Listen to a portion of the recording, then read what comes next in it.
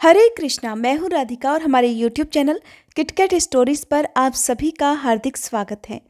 आज सुनिए माघ मास महात्म्य की आगे की कथा। श्री सूत जी कहते हैं, चमत्कारपुर के समीप मृकंड नाम से प्रसिद्ध एक श्रेष्ठ द्विज थे, अर्थात ब्राह्मण थे, जो वेद वेत्ता विद्वानों में अग्रगण्य माने जाते थे। वे वानप्रस्थ आश्रम में स्थित थे। वहां उन्होंने बड़ी भारी तपस्या की थी। जिस समय वे गृहस्थ थे तभी ढलती अवस्था में उनके एक सर्वशुभ लक्षण संपन्न पुत्र हुआ था। पिता ने उसका नाम मार्कंड रखा था। वानप्रस्थी पिता के आश्रम में ही बालक का लालन पालन हुआ और वह जल्दी बढ़ गया। धीरे धीरे उसकी अवस्था 5 वर्ष की हो गई। एक दिन जब वह पिता की गोद में बैठकर खेल रहा था, उसी समय वहां कोई सामुद्रिक शास्त्र का विद्वान आया। उसने नख से लेकर शिखा तक उस बालक की ओर देखा। देखकर उसके नेत्र आश्चर्य से चकित हो गए। फिर वह किंचित मुस्कुराया। मृकंड मुनि ने उसे हंसते देखकर विनीत भाव से पूछा, हे विप्रवर, मेरे उस पुत्र को देखकर आप चकित क्यों हो गए थे और फिर हंसे क्यों? उनके बारंबार इस प्रकार पूछने पर उस श्रेष्ठ ब्राह्मण ने कहा, मुने, इस शिशु के जो लक्षण देखे जाते हैं वे अगर किसी मनुष्य के शरीर में हो तो वह अजर अमर होता है, परंतु इसमें जो एक विशेष लक्षण है उससे सूचित होता है कि आज के दिन से 6 महीने पूरे होते ही इसकी मृत्यु हो जाएगी। ऐसा जानकर आप आज से ही इसके लिए लोक परलोक में हितकर कोई कार्य कीजिए। ऐसा कहकर वह उत्तम ब्राह्मण अपने अभीष्ट दिशा को चला गया। तब मृकंड मुनि ने मन ही मन कुछ सोचकर विचार कर उचित समय से पहले ही बालक का यज्ञोपवीत संस्कार कर दिया।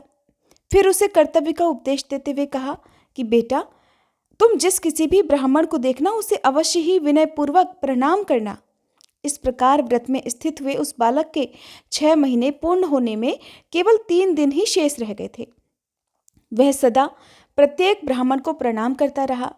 इसी बीच में तीर्थ यात्रा परायण सप्तऋषिगण उधर आ निकले, जहां वह मेखलाधारी मार्कंड खड़ा था। उसने उन सब मुनियों को बारी बारी से प्रणाम किया और सब ने अलग अलग उसे दीर्घायु होने का आशीर्वाद दिया। फिर मुनिवर वशिष्ठ ने उस बाल ब्रह्मचारी की ओर देखते हुए कहा कि हम सब ने इस शिशु को दीर्घायु होने का आशीर्वाद तो दिया है, परंतु ये तो आज के तीसरे ही दिन अपने प्राण त्याग देगा। इसलिए हम लोगों के वचन का इस प्रकार झूठा होना कदापि उचित नहीं है। इसलिए ऐसा कोई उपाय किया जाए जिससे ये बालक चिरंजीवी हो जाए। फिर वे सभी महर्षि आपस में विचार करके इस निश्चय पर पहुंचे कि ब्रह्मा जी को छोड़कर दूसरा कोई भी इसके जीवन का उपाय नहीं है। इसलिए इस बालक को उनके आगे ले जाकर उन्हीं की आज्ञा से इसे चिरंजीवी बनाना चाहिए। ऐसा निर्णय करके तीर्थ भ्रमण का कार्य रोककर उस ब्रह्मचारी बालक को साथ लेकर वे शीघ्र ही ब्रह्मलोक में जा पहुंचे। वहां ब्रह्मा जी को प्रणाम करके वेदोक्त स्तोत्रों द्वारा उनकी स्तुति करने के बाद सभी मुनि बैठे। इसके बाद उस बालक ने भी ब्रह्मा जी को प्रणाम किया और ब्रह्मा जी ने भी उसे दीर्घायु होने का आशीर्वाद दिया। फिर ब्रह्मा जी ने सप्तऋषियों से पूछा कि तुम लोग कहाँ से और किस लिए इस समय यहाँ आए हो, और ये उत्तम व्रत धारण करने वाला बालक कौन है? तब सप्तऋषिगण कहने लगे, हे पितामह, हम लोग तीर्थ यात्रा के प्रसंग से पृथ्वी पर सबोर घूमते हुए चमत्कारपुर के समीप तक गए थे। वहां पर इस बालक ने हम सबको प्रणाम किया और फिर क्रमशः हम सभी ने इसे दीर्घायु होने का आशीर्वाद दे दिया, परंतु इसकी आयु तो केवल 3 दिन की ही रह गई है। इसलिए हम बहुत लज्जित हैं और इसीलिए इस बालक को लेकर आपके पास आए हैं। यहाँ आने पर आपने भी इस बालक को दीर्घायु होने का आशीर्वाद दिया है प्रभु, इसलिए आप और हम सब लोग सत्यवादी बने रहें, इसके लिए कोई उपाय अब आप ही कीजिए। मुनियों का ये वचन सुनकर ब्रह्मा जी ने हंसते हुए कहा, ये बालक मेरे प्रसाद से वेद विद्या में प्रवीण और जरा मृत्यु से रहित होगा, इसमें संदेह नहीं है। इसलिए अब इसे शीघ्र ही धरती पर ले जाकर इसके घर पहुंचा दो। ये सुनकर सप्तऋषि उस बालक को लेकर उसके पिता के आश्रम के पास आए और अग्नि तीर्थ में छोड़कर स्वयं तीर्थ स्नान के लिए चले गए। इधर पुत्र स्नेही मृकंड मुनि अपने पुत्र को आसपास ना देखकर दुखी होकर विलाप कर रहे थे। इतने में ही बालक मार्कंडेय माता पिता के निकट आ गया। उसे देखकर ब्राह्मण और ब्राह्मणी दोनों उसकी ओर दौड़े और बार बार हृदय से लगाकर पूछने लगे कि बेटा, अपनी माता सहित मुझको शोक के सागर में डालकर तुम आश्रम से कहाँ चले गए थे और अब कहाँ से आए हो? फिर कभी ऐसा मत करना। मार्कंडेय जी बोले, पिताजी, आज यहाँ मुनिलोक पधारे थे और मैंने आपकी आज्ञा का स्मरण करते हुए बारी बारी से उन सबको विनय पूर्वक प्रणाम किया और उन सभी ने मुझे दीर्घायु होने का आशीर्वाद दिया। तब उनमें से वशिष्ठ जी ने हंसकर कहा कि मुनियों, आपने जिस बालक को दीर्घायु कहा है वो तो आज से तीसरे ही दिन मृत्यु को प्राप्त होने वाला है। तब असत्य से डरे हुए उन महर्षियों ने तत्क्षण ही मुझे ब्रह्मलोक में पहुंचा दिया। वहां जाने पर मैंने ब्रह्मा जी को प्रणाम किया और तब उन्होंने भी मुझे दीर्घायु होने का आशीर्वाद दिया। तब उन मुनियों ने मुझे आशीर्वाद देने का सारा वृतांत कहा और ये अनुरोध भी किया कि हे पितामह, आपकी कृपा से ये बालक जिस प्रकार दीर्घायु हो सके वैसा प्रयास कीजिए। तब श्री ब्रह्मा जी ने मुझे अजर अमर बना दिया और तुरंत उन सप्तऋषियों के साथ घर भेज दिया। वे मुनि मुझे आश्रम के समीप छोड़कर कुंड में स्नान करके चले गए हैं। मार्कंडेय जी की ये बात सुनकर मृकंड मुनि को बड़ा हर्ष हुआ। वे तुरंत उस स्थान पर गए जहां मुनि लोग स्थित थे। उन सबको प्रणाम करके वे हाथ जोड़कर खड़े हो गए और बोले, हे मुनिवरों, आप लोगों के प्रसाद से आज मेरे कुल की वृद्धि हुई। किन्हीं आचार्यों ने ये बहुत उत्तम बात कही है कि साधु पुरुषों की सेवा करके मनुष्य तीनों लोकों में ख्याति लाभ करता है। साधुजनों का दर्शन पवित्र है क्योंकि साधु पुरुष तीर्थ स्वरूप है। तीर्थ तो कुछ समय के बाद ही फलता है, लेकिन साधु पुरुषों का समागम तुरंत ही फल देता है। इसलिए आज आप सब लोग मेरे घर अतिथि रूप से आए हैं। बताइए, मैं किस प्रकार आपकी सेवा करूं? तब ऋषिगण कहने लगे, मुने, हमारे लिए तो यही करोड़ों अतिथियों के तुल्य है कि आपका अल्पायु बालक भी अमर हो गया। मृकंड ने कहा, हे मुनीश्वरों, जिसे मृत्यु ने गले से लगा लिया था, मेरे उस बालक की रक्षा करके आपने समस्त कुल का उद्धार कर दिया है। ब्रह्मघाती, शराबी, चोर और व्रत को भंग करने वाले पापी के लिए सत्पुरुषों ने प्रायश्चित बताया है, परंतु कृतघ्न के उद्धार का कोई उपाय नहीं है। इसलिए हे मुनीश्वरों, मुझ पर कृतघ्नता का दोष न आए, ऐसा उपाय तो आपको अवश्य ही करना चाहिए। ऋषि बोले, हे द्विश्रेष्ठ, अगर आप कोई प्रत्युपकार करना ही चाहते हैं तो हमारे कहने पर यहाँ ब्रह्मा जी के लिए, जिन्होंने आपके पुत्र को अमर बनाया है, एक मंदिर बनवाइए और इस तीर्थ में ब्रह्मा जी की स्थापना कीजिए। फिर स्वयं भी आप पुत्र के साथ यहाँ रहकर दिन रात उनकी आराधना करें। हम और दूसरे ब्राह्मण भी आपके साथ रहकर हर दिन पितामह का पूजन किया करेंगे। यहाँ आपके बालक के साथ हमारा सख्य संबंध स्थापित हुआ है, इसलिए ये तीर्थ बाल सख्य के नाम से प्रसिद्ध होगा। हमारे वचन से ये तीर्थ सदा रोगी और भयभीत पुरुषों को रोग और भय से मुक्त करेगा।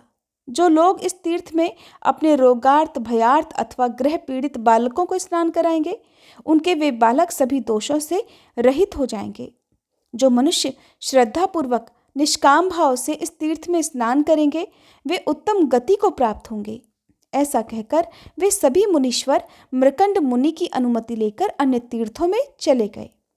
फिर पुत्र सहित मृकंड मुनि ने ज्येष्ठ मास की पूर्णिमा को ज्येष्ठा नक्षत्र में चंद्रमा के स्थित होने पर श्री ब्रह्मा जी की स्थापना की और आलस्य छोड़कर वे दिन रात श्रद्धापूर्वक उनकी आराधना में लगे रहे।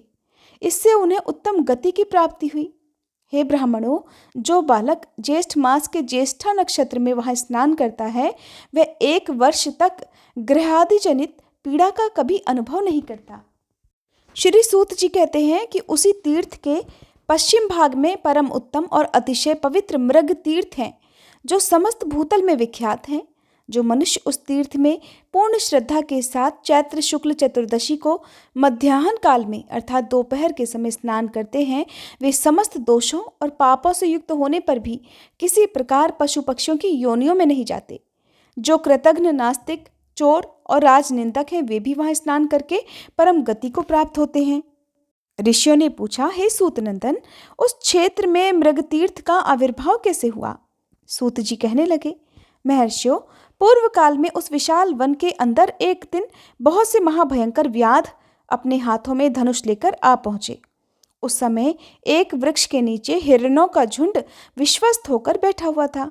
व्याधों अर्थात शिकारियों की दृष्टि उनके ऊपर पड़ गई। हिरन भी उन व्याधों को दूर से ही आते देखकर भय से व्याकुल होकर भाग गए और पास ही गहरे जलाशय को देखकर उसी में समा गए। जल के भीतर प्रवेश करते ही वे सारे मृग अर्थात हिरन उस तीर्थ के प्रभाव से मानव शरीर को प्राप्त हो गए। यानी कि जितने भी हिरन उस जलाशय में गए थे वे सब के सब मनुष्य बन गए।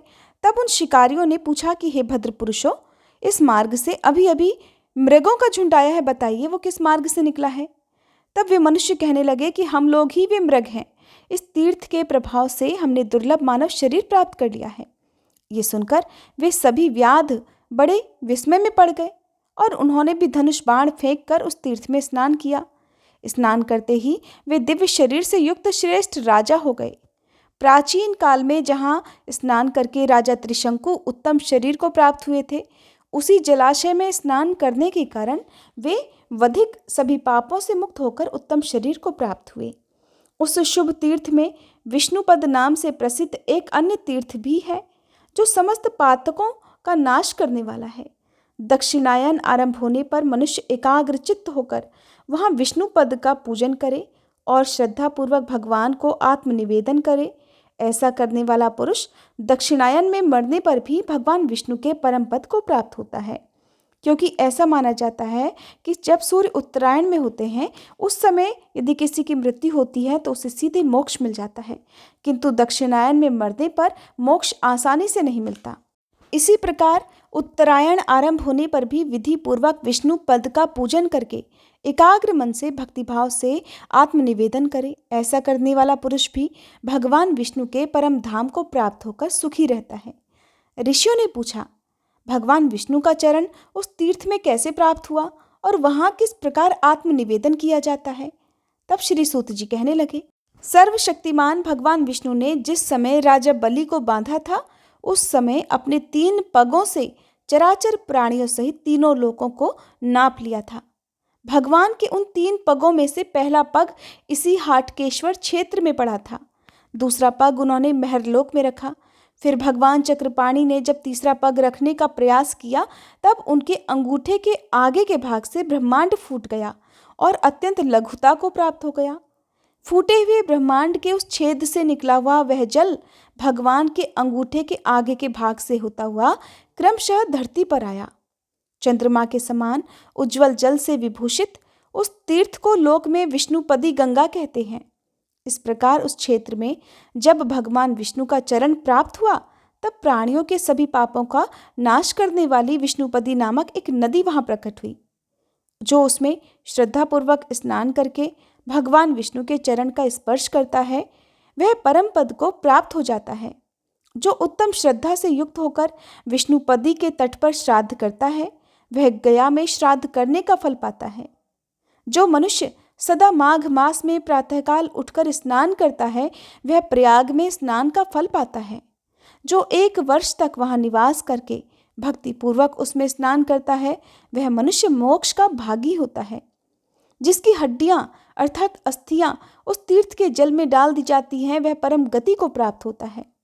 जो प्यास से पीड़ित होकर बिना भक्ति के भी उस तीर्थ के जल में प्रवेश करते हैं वे भी पाप मुक्त होकर शरीर का अंत होने के बाद भगवान विष्णु के जरा मृत्यु रहित परम धाम में जाते हैं। फिर जो पर्वकाल उपस्थित होने पर श्रद्धापूर्वक स्नान करके वेद के ज्ञाता श्रेष्ठ ब्राह्मणों को दान देते हैं उनके लिए क्या कहना है। इसलिए जो मनुष्य अपने कल्याण की इच्छा रखता है वह प्रयत्न पूर्वक विष्णुपदी के जल में स्नान और विष्णुपद का स्पर्श करे। दक्षिणायन अथवा उत्तरायण प्राप्त होने पर श्री विष्णुपद का पूजन करके इस मंत्र का उच्चारण करे, अर्थात हे भगवान, अगर 6 महीने के भीतर मेरी अचानक मृत्यु हो जाए तो आपके श्री चरणों में ही मुझे आश्रय मिले और मैं आपका सेवक हो जाऊं। श्री हरि से ऐसा कहकर उसके बाद ब्राह्मणों का पूजन करें और उन्हीं के साथ भोजन करें। ऐसा करने वाला पुरुष उत्तम गति को प्राप्त होता है। हरे कृष्णा। आज का अध्याय समाप्त हुआ। उम्मीद है ये वीडियो आपको पसंद आई होगी।